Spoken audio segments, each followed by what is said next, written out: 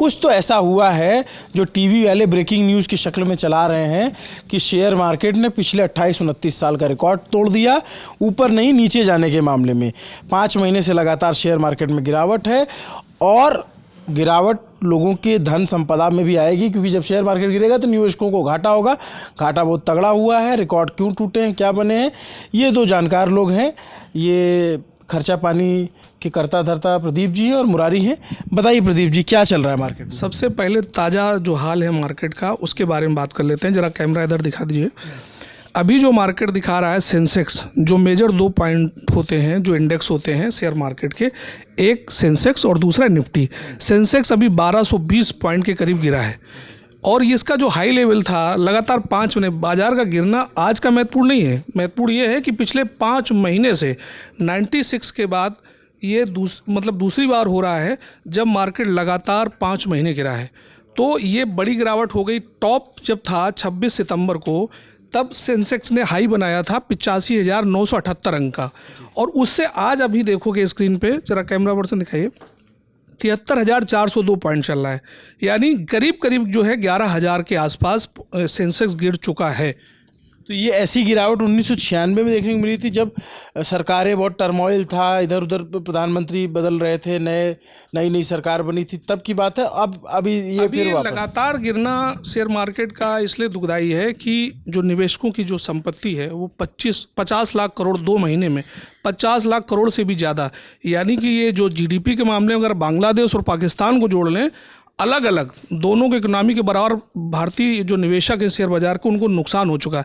लेकिन ये नुकसान नोशनल होता है, इस बात का बिल्कुल संज्ञान रखें कि ये नोशनल लॉस है। अगर मार्केट फिर रिकवर हुआ और शेयर मार्केट के निवेशक जिन्होंने पैसा लगाया अगर वो नहीं बेचते हैं तो उसकी भरपाई भी हो सकती है, ये आने वाले दिनों की बात है। लेकिन अभी तक जो शेयर मार्केट का जो मार्केट कैप है वो करीब करीब ऊपरी स्तर से, सितंबर से अगर बात करेंगे तो 90 लाख करोड़ से ऊपर हो चुका नुकसान, लेकिन 2 महीने में करीब 55 लाख करोड़, ये बड़ा एक नुकसान है। और लगातार जो है दीप जी ऐसे लाख करोड़ में बता दे रहे हैं कि मैं दिमाग में जोड़ नहीं पा रहा हूँ कि इसमें कितने जीरो होंगे।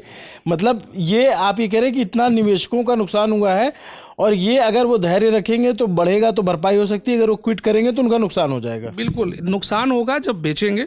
अगर होल्ड रखते हैं, ये मैं बिल्कुल सलाह नहीं दे रहा हूँ, ना मैं इस शेयर मार्केट का बहुत जानकार हूँ, लेकिन जितने भी वित्तीय निवेशक हैं जो शेयर मार्केट को डील करते हैं उनका कहना है कि ऐसे समय में निवेशकों को थोड़ा धैर्य बना के रखना चाहिए और वेट एंड वॉच का जो उनकी स्ट्रेटजी है वो अपनानी चाहिए। मुरारी, ऐसा हो क्यों रहा है, वजह क्या है? वजहें इसमें 2-3 जो मुख्य वजह बताई जा रही हैं कि सबसे बड़ी जो वजह है वो है जो डोनाल्ड ट्रंप जब से अमेरिका के राष्ट्रपति बने हैं और वो जो टैरिफ लगाने की जो धमकियां लगातार दे रहे हैं अलग अलग देशों पे, खासकर उनके जो पड़ोसी मुल्क हैं कनाडा, मैक्सिको और चीन पर एक्स्ट्रा 10% टैरिफ की वो बात करें, तो ऐसे में जो तमाम एक्सपर्ट्स हैं, तमाम जो फाइनेंशियल एक्सपर्ट्स हैं, वो ये कह रहे हैं कि एक बड़े स्तर का एक ट्रेड वॉर शुरू हो सकता है, ना सिर्फ अमेरिका और चीन के बीच में बल्कि अमेरिका और दुनिया के कई और दूसरे देशों के बीच में।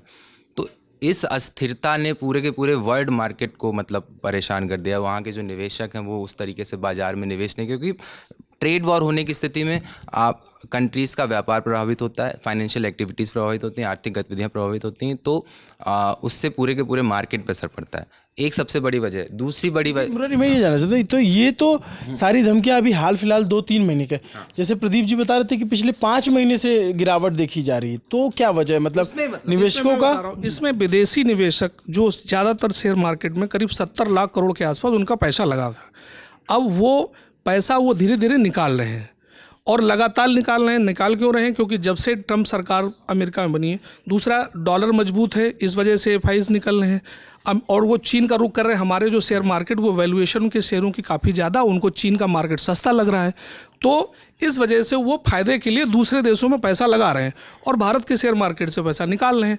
अब विदेशी जो निवेशक उन्होंने इतना पैसा निकाला है, आप समझिए कि 2 महीने में करीब 2 लाख करोड़ रुपए, 2 लाख करोड़ रुपए, इस महीने केवल 1,17,000 करोड़ पूरे 2 महीने में करीब 1.25 लाख करोड़। इसका ब्रेकअप अगर किया जाए तो जनवरी में अराउंड 80,000 करोड़ रुपए निकाले गए और फरवरी में वही करीब 35,000 करोड़ रुपए।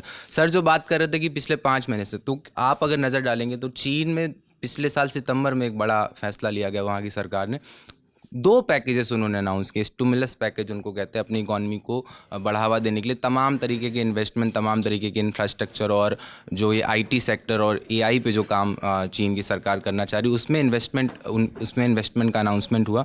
उस वजह से जो हमारे पास जो विदेशी संस्थागत निवेशक आ रहे थे FIIs, वो चीन की तरफ आकर्षित हो गए और इनमें से कुछ निवेशक वापस से अमेरिका चले गए, क्योंकि जैसा सर ने बताया कि US डॉलर की ताकत इस समय बढ़ती जा रही है, उनको बेहतर निवेश मिल रहा है, तो भारतीय बाजार को वो छोड़ के जा रहे हैं। और एक समस्या इसमें ये भी है कि पहले जब ये ट्रेंड होता था, जब विदेशी संस्थागत हमारे बाजार से पैसे निकालते थे, तो हमारे जो घरेलू निवेशक होते थे वो उसकी भरपाई कर देते थे इन्वेस्टमेंट करके। लेकिन अभी वो निवेशक भी उस तरीके से इन्वेस्टमेंट नहीं कर रहे हैं भारतीय बाजार में, क्योंकि उनको डर है वही मार्केट वॉलेटिलिटी का, कि मार्केट स्थिर होगा, ट्रंप क्या फैसला लेंगे, चीन की तरफ क्या जाएगा। और इसमें एक दूसरा बड़ा कारण है हमारी GDP।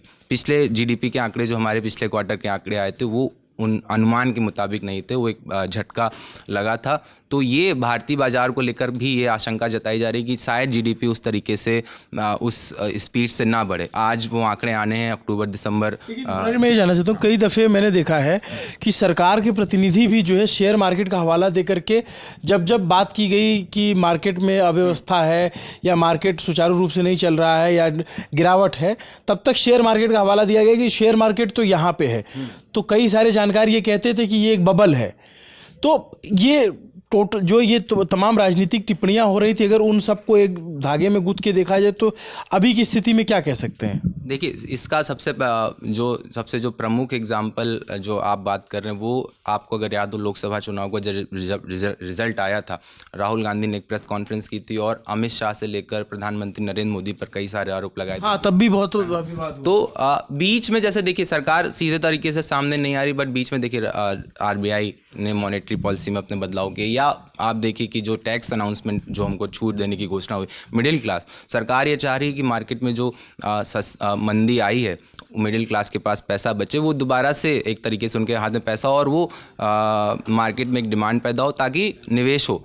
जब डिमांड पैदा होगी तभी निवेश होगा। तो सीधे तौर पे क्योंकि मतलब तस्वीर अच्छी नहीं, तो इस वजह से भी शायद सरकार के बाशिंदे, सरकार के जो प्रतिनिधि वो सामने आने से बच रहे हैं, वो पर्दे के पीछे से कुछ ऐसी नीतियां बनाने की कोशिश करें ताकि मार्केट एक तरीके से स्थिर हो जाए। क्या लग रहा है प्रदीप जी, इसमें रिकवरी के क्या चांसेस है और क्या अपडेट है? देखिए, बाजार को लेके तो ये कभी अनुमान नहीं लगाया जा सकता है कि आगे क्या होगा, लेकिन जो वर्तमान स्थिति है उससे ये लग रहा है कि मार्केट अभी और नीचे जाएगा। अभी हमने कई बार खर्चा पानी के एपिसोड इसमें किए। ज़्यादातर जो इसके जानकार हैं बाजार के, उनका लगातार ये कहना है कि धैर्य जरूर बनाए रहें, लेकिन थोड़ा मार्केट अभी नीचे जाएगा जब तक कि अब नया सीजन मतलब 1 अप्रैल के बाद से ही कुछ सुधार की गुंजाइश की जा सकती है। ये इसलिए अभी ये कंटिन्यूस जारी रह सकता है, लेकिन बाजार है, बाजार के बारे में भविष्यवाणी तो नहीं की जा सकती है। हाँ, बिल्कुल। बाजार तो एक तरीके से सेंसेक्स। एक चीज़ और बताना चाह रहा हूँ, केवल भारत का बाजार नहीं गिर रहा है। हाँ, गिरने के मामले में भारत का बाजार तीसरे नंबर पे है एशिया में। पहले नंबर पे थाईलैंड का है, दूसरा फिलीपींस का है। तो 2 मार्केट ऑलरेडी 10% गिरा, थाईलैंड का बाजार, फिलीपींस करीब 7%, भारत का अभी भी 6% था कल तक।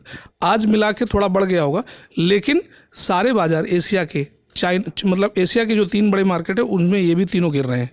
तो मतलब ये जो मुरारी बात कर रहे थे, ट्रंप वाले फैसले का असर जो है वो वैश्विक रूप से देखा जा रहा है। इसीलिए तो कहा जाता है कि अमेरिका का चुनाव केवल अमेरिका का चुनाव नहीं होता, क्योंकि वो दुनिया की सबसे पावरफुल इकॉनमी है ना। वहाँ पे जो फैसले होते हैं और खासकर जो सेक्टर्स वहाँ पे बढ़ रहे हैं, टेक्नोलॉजी सेक्टर, पूरी दुनिया में आज टेक सेक्टर की गूंज है, उसको असर डालने वाली जब नीतियां बनाई जाती हैं, लागू की जाती हैं, तो जाहिर तौर पे पूरी दुनिया पे इसका असर पड़ता है, चाहे वो किसी भी तरीके की इकॉनमी हो, चाहे वो विकसित इकॉनमी हो या विकास। जब हम बात कर रहे थे तो देखते देखते अब 1400 के आसपास हो गया शेयर मार्केट, 73,230 अंक पे आ चुका है, 1381 पॉइंट अभी गिरा है, करीब 2% मार्केट टूट चुका है। जब से हमने बात शुरू की थी 200 पॉइंट और गिर गया है। इस तरह से देखिए कितनी बार अभी तो पूरा मतलब 3:15 साढ़े 3 बजे तक जो भी चलता है मार्केट, उतना समय बाकी है। आगे क्या होगा अभी इस पर नज़र रखेंगे हम। चलिए, तो ये अभी तक का जो भी अपडेट था, जो भी जानकारी थी आप तक पहुंचाई, और ये अपने आप में मतलब आज सुबह अखबारों में भी छपा था कि अगर आज भी मार्केट गिरता है तो फिर पिछले 1996 में मतलब तकरीबन 28 साल बाद ये रिकॉर्ड टूटा है गिरावट के मामले में। ये जो जानकारी प्रदीप जी ने दी, मुरारी ने दी, आपको कैसी लगी कमेंट करके ज़रूर बताइए, और होप सो कि रिकवरी हो और निवेशकों का पैसा जो है वापस से उनको मिले। आप देखते रहिए दी ललन टॉप। शुक्रिया।